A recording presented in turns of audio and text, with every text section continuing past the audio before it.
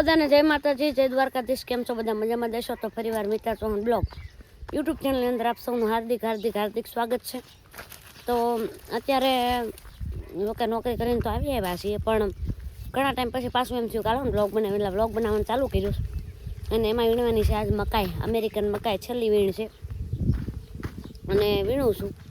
તો એક બકડી ભરાઈ જોઈએ મૂકવા જ આવશું ઘરે, પણ મને પડે છે ના આવું કાંઈ કેવું નહીં, તમને બધાને ખબર જ છે. પણ હાલો મૂકતી આવી ઓસરીમ ઠલવવાનું છે. મકાઈનું ભરેલું છે એ આખું.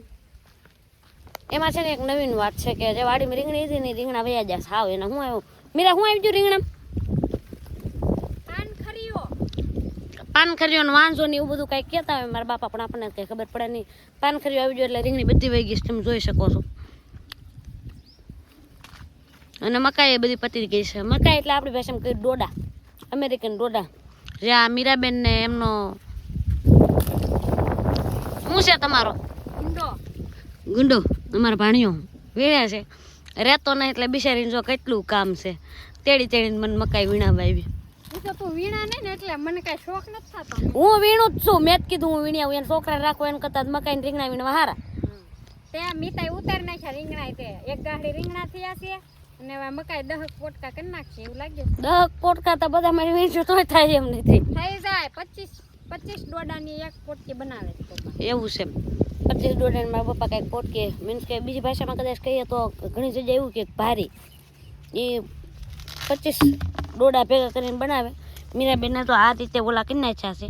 અહીંયા 3 પીડા પછી આમ આખી વાડીમાં ખેદાન મેદાન કરે છે ને એ બધા મારે ભેગા કરીને વીણવાના અને વેવવાના મારે. એને તું આમ પટાક ઉભા રહીને તોડવું જ છે ને, જોઈ તોડે જો.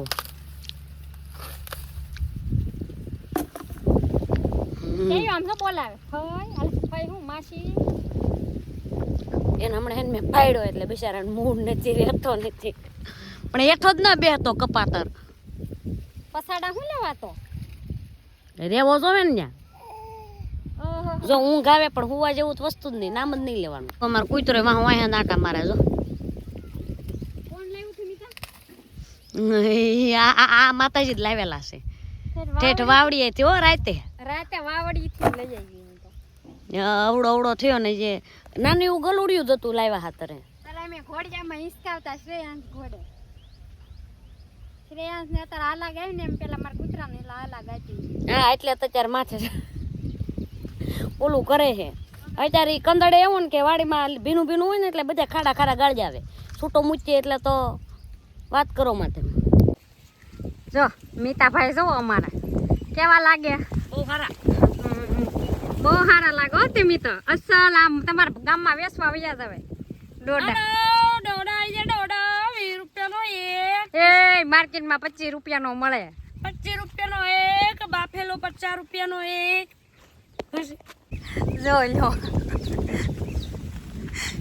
કેવા લાવે મીતાબેન જો. ડોડો લઈ લે તો ઉતારી લીધા પણ આ ડોડાને કાપવાય પડે જો. ભેહું પછી ભેંસું ખવડાવવા પડે એટલે એમ મારવાનું ન હોય, વાઢવાનું હોય ડોબું. હા વઢાય એવા ન હોય. કેમ વઢાય એવા નથી? હા જો હા આમ આવી ગયા છે બાપુજી અમારા. આ તો દર વખતે ઈ જ વીણે છે ને, અમને વીણવા ન દે, ખીજાય એમ કે તમને ન ખબર પડે. બગડી ગયેલું લઈ લો. એટલે આ ફેરી નહોતા ને ત્યાં વીણ લીધા. પેલા તો રીંગણે હારી થતી ને તો મારા બાપા અમને ગળવાઈ ન દેતા. હા આમ તો આટોય નહીં મારવાનો, એમ કે સપલા બહાર કાઢો એમ. તમે પાળા ભાંગો. હા જો એમ પણ જો કાંઈ ઘટે જ નહીં. ફટ પડે. તો ઓલા મોટો ડોડો છે પાછા ઈ રાવ દે છે. ઈ માર નિશાળ માર પોપીટ હાટો લઈ. પોપીટ સાંભળે તને બધે. જમરૂકડા વીણ લીધા, મારા પોપીટ ને ખવડાવું હોય ને. બધાનું કરે, પોપીટ નું કરે, માણસ નું કરે. કરવું પડે, ઈ પૂન કરાય. હાથ તો પાડ બપ્પા ને જોવા આયા નિરીક્ષણ કરવા. બાપાને ખબર જ છે ને સોડી હરખા કાંડ કરે. આ વાટી લે જીની એવા ખજૂરા એમાં આવડા ડોડા થાય. એ કોણ હાટું રાખવા? પોપીટ હાટું. એ બેના રાખવાનું. આવી જશે અમારી ગાજો ડોડા ને ભારી લઈને અને મારા પપ્પા આવી જશે. બાપાએ માવો ખાવાનું ચાલુ કરી દીધું બરાબર.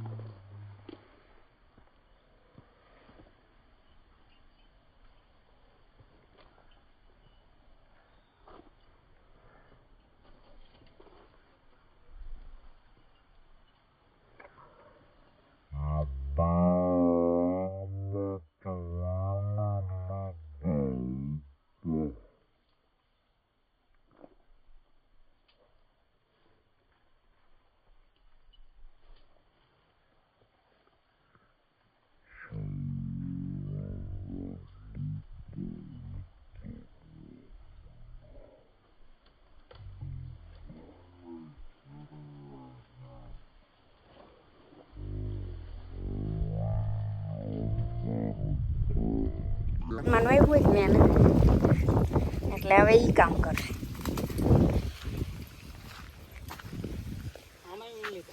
ના ના એમાં બાકી હું અહીં એક મોંઘું રીંગણું છે લઈ લે. રાતી તોડીને ખિસ્સામાં નાખી દે. એક જ છે ખોટનું. નાથી લઈ લે. ના ના લઈ જા તું હાલ. હું નહીં આવું લેવા. અમારે જો આ લઈને જવાનું છે પેશું નીરવા. જો મેં ડોડા ગોઠવા હેને પણ આ હે ને એને પોપટ ટોસી જો.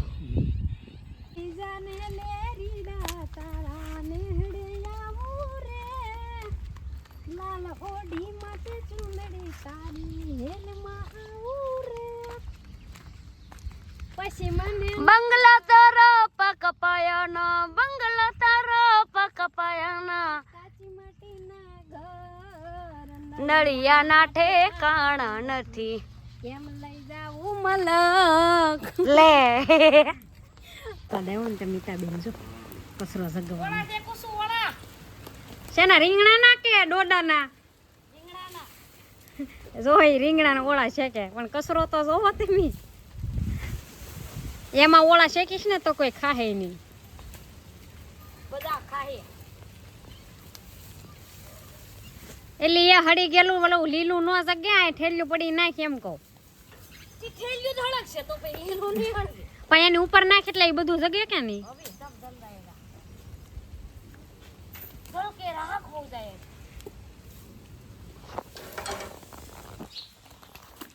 તે ઉકળો ભરી